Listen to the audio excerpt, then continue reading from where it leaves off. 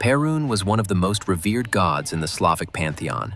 His name derives from the Proto-Indo-European root meaning to strike, symbolizing his dominion over storms, thunder, and lightning. He was also a god of war, justice, and honor, worshipped from the Baltic to the Balkans. Artists depicted him as a powerful, bearded man wielding an axe or hammer, which, according to some tales, could return to his hand, reminiscent of Thor's ability in Norse mythology. An eagle often accompanied him, and its presence above a battlefield was considered a sign of Perun's favor. Sacred places dedicated to Perun were usually located on hills, in oak groves, or near rivers. People believed that an oak struck by lightning marked the place where the deity had descended to earth.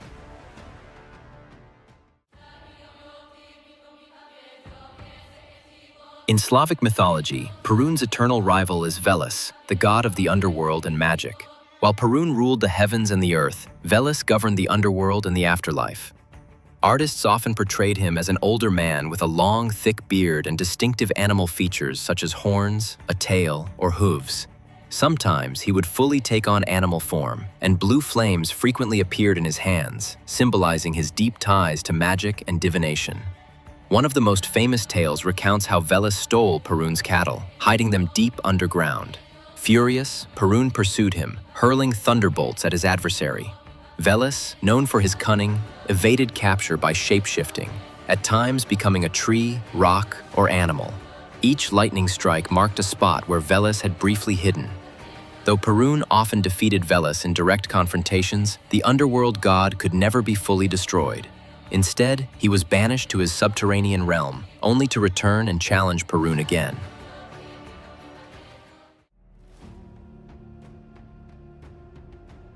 In many accounts, Rod is presented as the primordial being who initiated the existence of other gods and the entire cosmos. His name comes from the Old Slavic word meaning lineage or tribe, emphasizing his role as the guardian of communities and ancestors. In Slavic beliefs, Rod served as a supreme deity who established cosmic laws and ensured harmony between humanity and the spiritual realm. Associated with him were the female deities known as Rodzenites, who oversaw childbirth and determined newborns' fates. These three sisters had distinct roles. One foretold the quality of life, another its length, and the third the manner of death.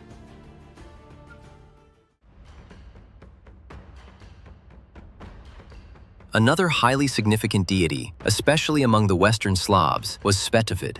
Artists depicted him with 4 heads, symbolizing his omniscience and ability to see in all 4 cardinal directions. He was associated with war, fertility, harvest, prophecy, and divination. In one hand, he held a chalice or horn of abundance filled with wine or mead, in the other, a sword or spear. The principal center of Svetovid's worship was the fortress of Arkona on the island of Rügen, located in today's northeastern Germany. There stood a temple that served as both a religious hub and gathering place for warriors of the Rani tribe before military campaigns. Offerings were made before each expedition, asking the deity for victory in battle and safe return. The cult of Svetovid, like other Slavic deities, was gradually displaced by Christianity. Its definitive end came with the destruction of the temple by the Danes in 1168.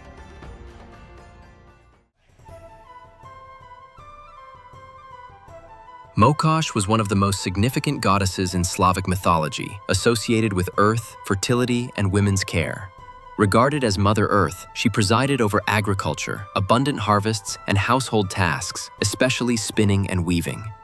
She supported women both spiritually and practically in their daily lives. Artists frequently depicted Mokosh as a maternal figure, her hands either reaching toward the earth or holding symbolic attributes such as threads or ears of grain.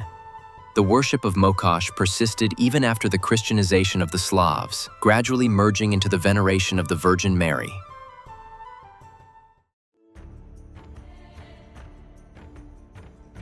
Svarog is a deity shrouded in mystery due to the lack of clear and comprehensive records.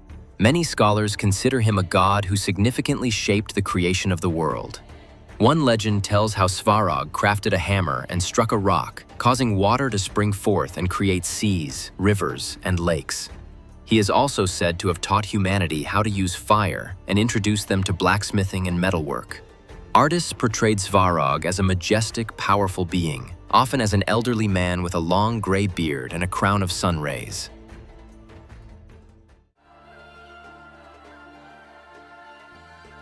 Another deity closely linked to the sun was Dazhbog, the son of Svarog. Artists portrayed him as a majestic figure, typically a powerful man with blonde hair and a radiant face that emitted warmth and light. In many myths, Dazhbog traveled across the sky in a golden chariot drawn by fiery or solar horses, illuminating and warming the earth. His name literally means the giving god. People considered him the source of prosperity, abundant crops, and fertility. His worship aimed at ensuring well-being and abundance in daily life, as believers thought his presence brought essential light, warmth, and energy for growth and vitality. As a sun god, Dazhbog was deeply connected to the annual cycle and seasonal changes. His power was particularly prominent during the summer solstice, accompanied by various celebrations and rituals seeking protection and good harvests.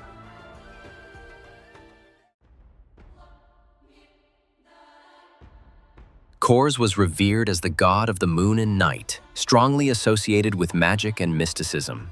People viewed him as the guardian of darkness and protector of nocturnal travelers. According to certain legends, he also had power over dreams and visions. His worship was particularly prominent in northern Slavic regions, where the long winter nights highlighted his role in overseeing lunar cycles. Folk traditions portrayed him traveling the night sky in a silver chariot pulled by wolves.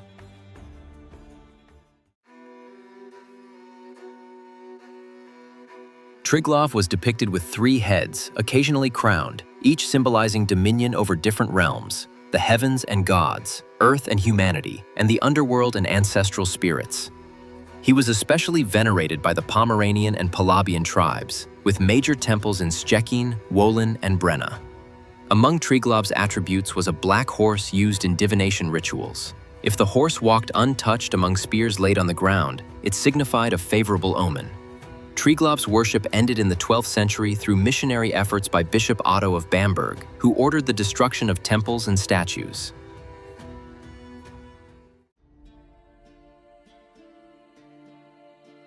Zhiva was regarded as the guardian of fertility, abundance, and nature.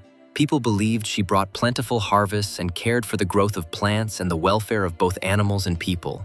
Artists depicted her as a beautiful, flourishing woman surrounded by greenery and flowers, often holding a basket filled with fruit and grain. Zhiva was especially honored during spring and summer festivals when people offered first fruits, expressing gratitude for bountiful harvests.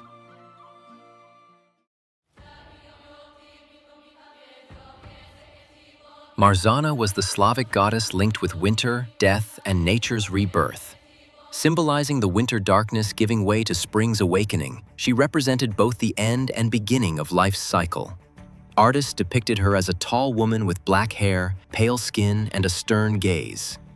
Rituals involving symbolic drowning or burning of her effigy marked the magical transition to spring.